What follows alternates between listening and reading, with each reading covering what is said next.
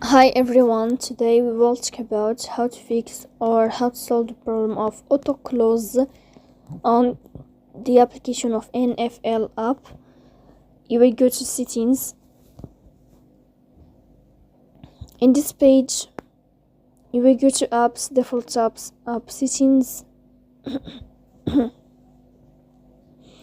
In this page, you will search about the application of NFL app like this.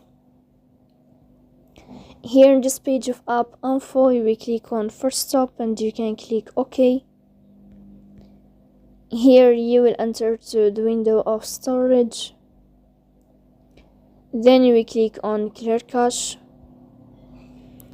In the end, you can turn off your phone and you can wait a moment to restart your phone again to fix that problem. So please don't forget to support us by like and subscribe. See you next time in another video, and thank you for your